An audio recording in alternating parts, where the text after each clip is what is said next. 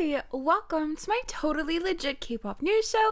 My name is Angelina, everyone's favorite K-pop boomer. I will not be taking any counter arguments to this. After all of the supportive comments on my last video, I feel like rejuvenated. I feel like so loved and appreciated. And so I thought it could be fun to bring you guys some news from throughout the week on this fine Monday, this special Monday edition of my typical Sunday news show, from StayC being accused to hating men, to Everglow having a new leader, to exo-l's wanting Chanyeol to be kicked out of EXO, and so much more. So if you're interested in these subjects, maybe just one or two, feel free to skip through this video because it's separated into super fancy segments. But also don't forget to like, comment, and share this video with friends you don't have. My channel members got to see this video last night, and my channel members also get to see my kingdom reactions depending on which level you're on. So you can also click that join button next to the subscribe button.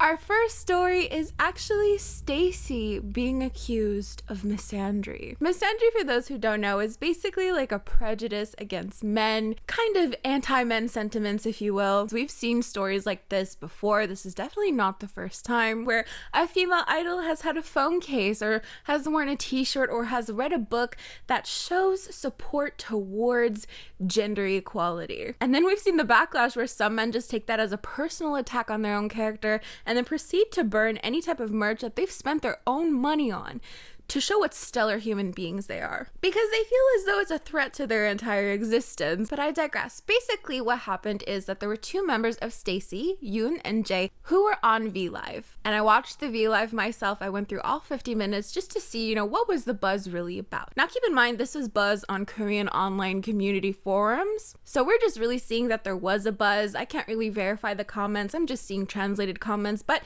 there was a reaction from international fans, so I thought we could look into it anyways. But basically, Yoon reads a comment that says, "I'm in the military and I listen to ASAP at least 3 times a day. Please visit us sometime." To which Jae responded, "I really want to go." For further context, it's not uncommon for girl groups to be invited to perform at the military. We have groups like AOA, Girls' Day, and Brave Girls who are quite known for their performances at the military, Brave Girls especially. However, as quote-unquote exciting these performances are, there are a ton of people who bring up concerns for the girl groups who go and perform at the military, and we'll definitely get into that soon. But Yoon then goes on to talk about how their song ranked pretty high among the military, how the military seems to like them, going on to say that her own father is in the military, and when the news spread about his daughter in StayC, many people asked him for signed goods. Jae then goes on to say that she would love to tour if it wasn't for the pandemic, keeping in mind that a lot of 4th gen groups have actually never performed in front of like a proper crowd full of their fans. They haven't really been able to feel that energy from an in-person performance. But they go on to say that when things get better, they could do live shows and concerts and so on,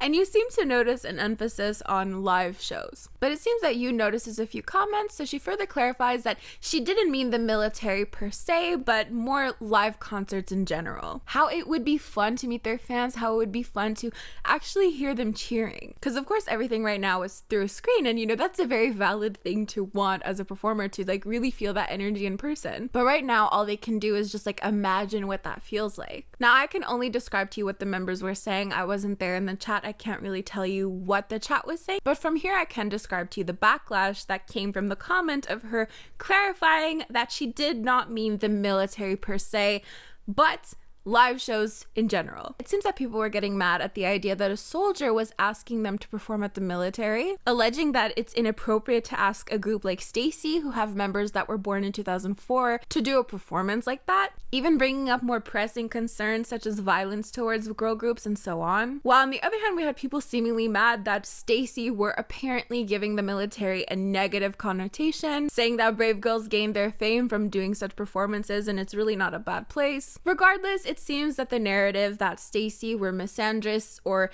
anti-men was being pushed among some male fans in some community sites. Some interpreting Yoon's comment as saying that military performances are bad. There were definitely like a lot of misogynistic things being said towards them. People saying they're gonna stop listening to ASAP, that they're gonna boycott the group and so on. Honestly, among very disturbing things, again, very misogynistic things. I did, however, want to highlight that there were of course people defending StayC for their comment. Some people saying that live shows could actually include the military, so getting mad that she clarified live shows in general was a little weird. Some people entirely supporting StayC if they actually just didn't want to perform at the military at all. People again bringing up the fact that they're young, that it's not appropriate, that it's also ridiculous to say that you're going to boycott a group when you're likely not even spending money on them. And of course, a lot of people calling out the fragile masculinity that was evidently being shown. But with all that being said, we also had international fans who caught wind of this story and of course started commenting on it. So if you go on Twitter and you write StayC,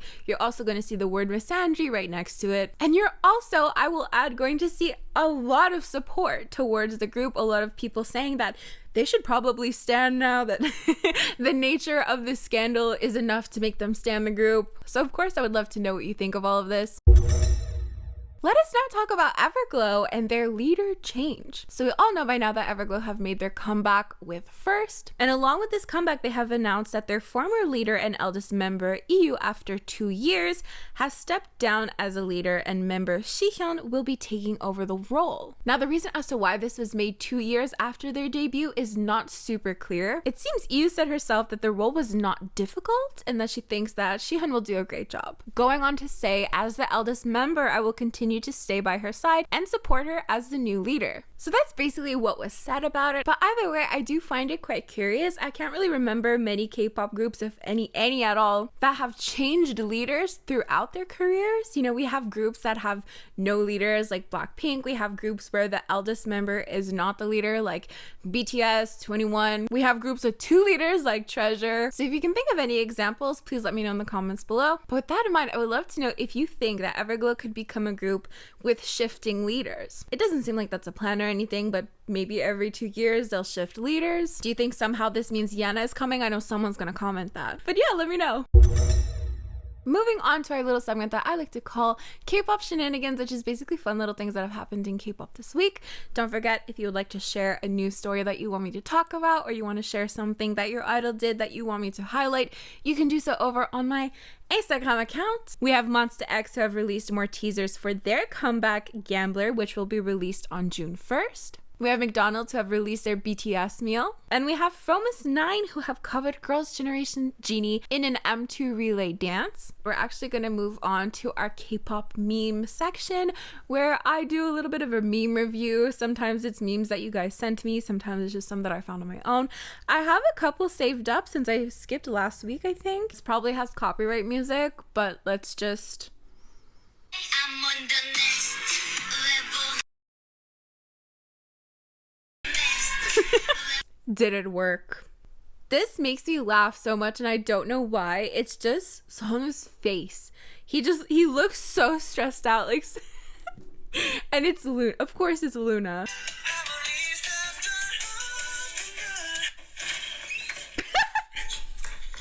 I forgot about that one. Oh, that shit. Okay. That one was so funny to me. Do you guys, White Chicks is the movie that's from, if any of you guys have ever seen that before. 오영은 무슨색이라는 캐스처인데요. 검정색입니다. 성격도 약간 좀 소박하고. 제가 제일 좋아하는 색. I need to show you this TikTok. My mom told me I couldn't get a dog because I keep spending my money on K-pop boys. So here's me walking Subin. Here's never playing fetch. Wow. I love it. I love it. This is why Gohan rejected Jongho.